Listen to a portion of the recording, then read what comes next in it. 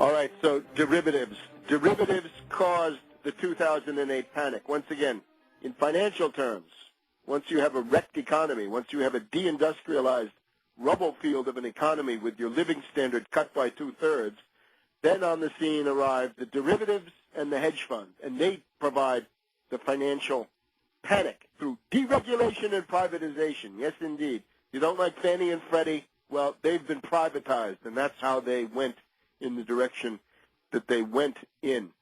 So we are now in the Great Derivatives Depression caused by derivatives, and they caused it, they started it, and they're making it worse because what's being used to attack Greece and these other countries?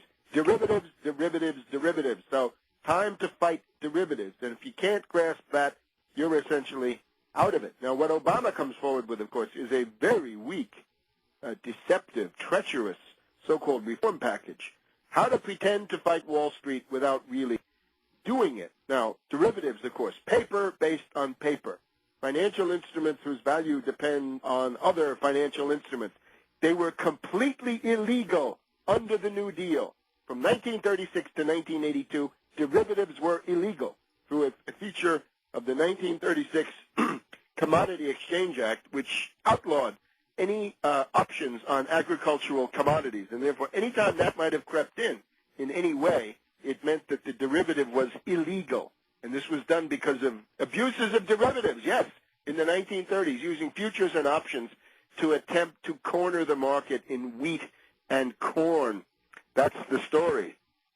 So they were always toxic. Everybody knew it. And they were also illegal under the gambling laws in many states, because that's what they are.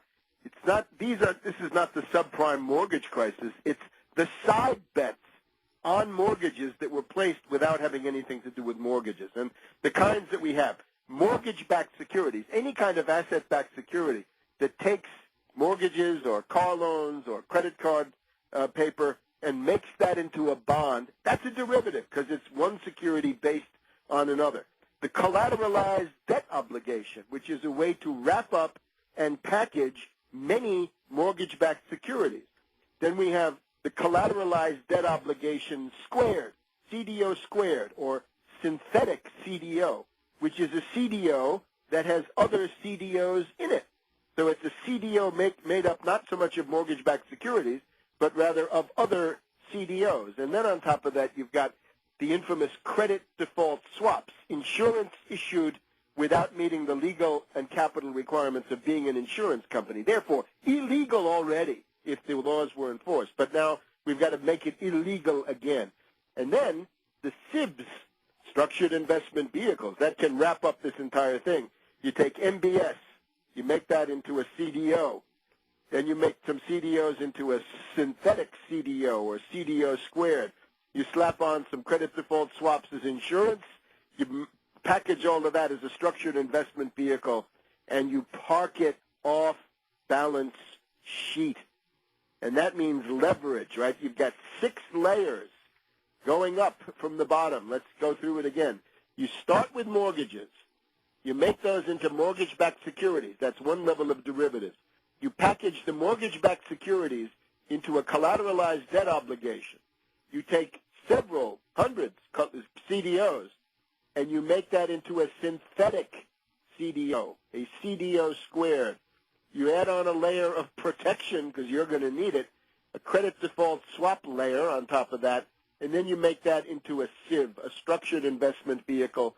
You park that off balance sheet, so it's secret, nobody knows about it, and you are in business as a derivative speculator. Well, that is absolute mayhem, and that's what destroyed the entire investment banking community. Everybody that went into this was destroyed by it. So derivatives are catastrophic. They're toxic. Whenever you hear these words, toxic, exotic, troubled, that's all derivatives. It's a $1.5 quadrillion derivatives bubble, $1,500 trillion of derivatives. In Obama's speech, Obama quotes the famous thing from Warren Buffett, where Warren Buffett says, derivatives are financial weapons of mass destruction.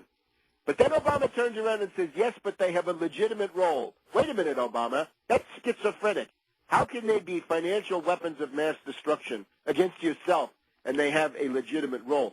I would like to go with French President Chirac, with French savoir-faire, defined derivatives as financial aids.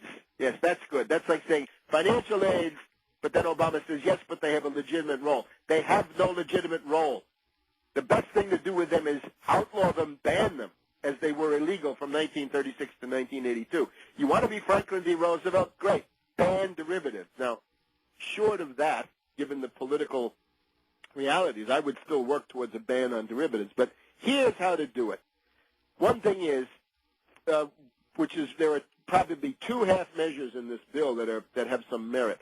One is to force the over-the-counter derivatives, the MBS, CDOs, CDS, and SIBs, force those onto public exchanges and public clearinghouses. Yes, good.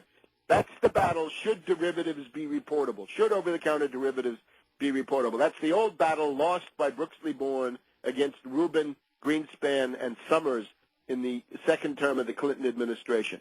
Force over-the-counter derivatives out in the open. But do more than what's in this bill. Make derivatives reportable by everybody, including hedge funds, including everybody. All derivatives, Gibson greeting card, everybody with derivatives. Put them on balance sheet. No more off balance sheet. Nix off balance sheet.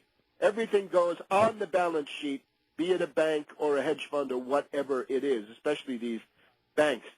Right now, there's a special provision for derivatives. They get special treatment in bankruptcy.